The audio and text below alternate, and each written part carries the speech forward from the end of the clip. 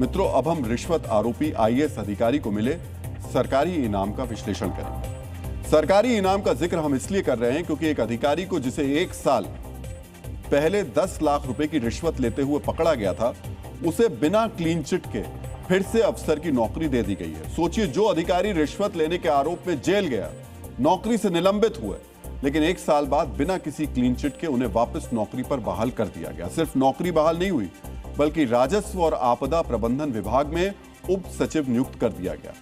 DNA मित्रों, यह भ्रष्टाचार के आरोप से लिप्त एक प्रशासनिक अधिकारी का रेड कारपेट वेलकम जैसा है। लेकिन बड़ा सवाल यह कि रिश्वत लेते रंगे हाथों पकड़े गए अधिकारी को बिना क्लीन चिट के नौकरी पर कैसे बहाल कर लिया गया?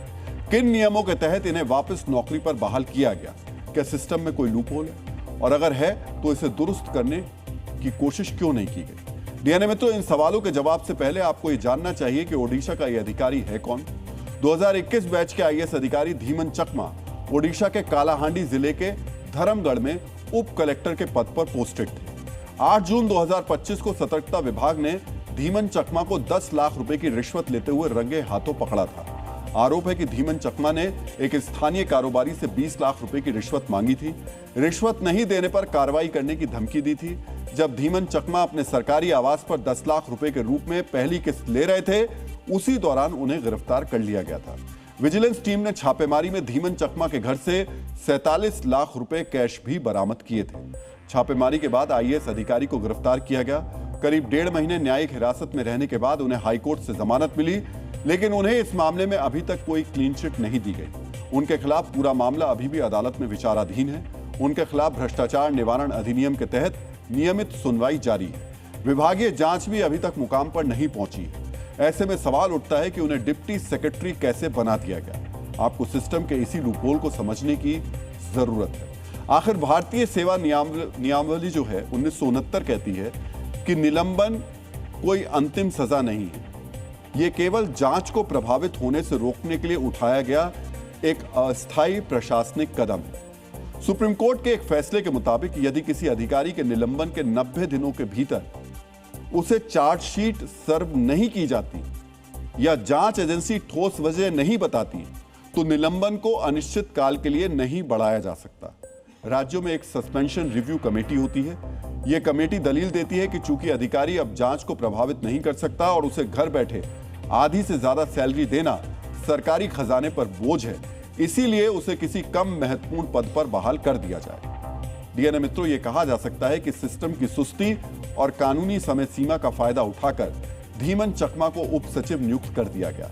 लेकिन यहां सवाल जांच एजेंसियों से भी किया जाना चाहिए कि गिरफ्तारी के करीब 1 साल बाद तक इस मामले में कोई ठोस फैसला क्यों नहीं आया। कानूनन धीमन चकमा पर जब तक आरोप सिद्ध नहीं हो जाते वो दोषी नहीं है, लेकिन एक दलील तो यह भी हो सकती है कि जांच पूरी होने तक ये नहीं कहा जा सकता कि उन्होंने रिश्वत नहीं ली थी। ऐसे में उनकी दोबारा बहाली क्या सिस्टम की विश्वसनीयता को कम नहीं करती? डीएनए मित्रों, धीमन चकमा का केस इकलौता केस नहीं है, बल्कि नियमों में लूपहोल्स निकालकर कई आरोपी अधिकारी ऊंचे पदों पर बैठे हुए हैं। वर्तमान में देश में 1500 से अधिक ऐसे ऑल इंडिया सर्विसेज के अधिकारी हैं जिन पर भ्रष्टाचार के मुकदमे अदालतों में लंबित है, लेकिन वो सस्पेंशन की अवधि पूरी करके या स्टे लेकर विभागों में काम कर रहे हैं। केंद्रीय कार्मिक मंत्रालय यानी डीओपीटी और राज्यों के सतर्कता विभागों के आंकड़ों के मुताबिक किसी भी समय देश में औसतन केवल 2 से 3% आरोपी अधिकारी ही लंबे समय तक सस्पेंड रह पाते हैं। भ्रष्टाचार निवारण अधिनियम के तहत दर्ज मामलों को कोर्ट में सुलझने में औसतन 8 से 10 साल का समय लगता है। भ्रष्टाचार के मामलों में सीबीआई और राज्य विजिलेंस की दोष सिद्धि जो दर है वो मात्र 40 से 50% है, यानी आधे से ज्यादा आरोपी तकनीकी खामियों के कारण अंततः बरी हो जाते हैं। डीएनए मित्रों, धीमन चकमा का उदाहरण और ये आंकड़े अगली पीढ़ी के अधिकारियों को क्या सिखा रहे हैं? क्या ये सिस्टम का संदेश है कि पकड़े गए तो क्या हुआ, 11 महीने की सस्पेंशन की छुट्टी मनाओ, आधी सैलरी पाओ और 11 महीने बाद साहब बनकर फिर से कुर्सी पर बैठ जाओ? डीएनए मित्रों, ओडिशा में कल ही एक असिस्टेंट एग्जीक्यूटिव इंजीनियर बैकुंठ नाथ बेहरा के ठिकानों पर छापेमारी हुई। बैकुंठ नाथ बेहरा के 9 ठिकानों पर छापेमारी में 2 करोड़ कैश, 14 प्लॉट, 4 बहुमंजिला इमारतें, 340 ग्राम सोना बरामद हुआ। बैकुंठ नाथ बेहरा अगर गिरफ्तार होते हैं तो उन्हें भी सस्पेंड किया जाएगा। लेकिन धीमन चकमा के केस को देखते हुए ये सवाल उठ रहे हैं कि अगर 10 लाख की कथित रिश्वत और 47 लाख कैश रिकवरी के बाद अधिकारी बहाल हो सकता है, तो क्या 2 करोड़ कैश रिकवरी वाला इंजीनियर भी कल इसी रास्ते से सिस्टम में वापस आ जाएगा? डीएनए मित्रों, कानून बहाली की अनुमति देता है, लेकिन लोकतंत्र में कानून के साथ जवाबदेही भी जरूरी है और इस तरह के मामलों में सिस्टम को जल्द से जल्द जवाबदेही तय करने का कोई फास्ट ट्रैक मॉडल खोजने की जरूरत है।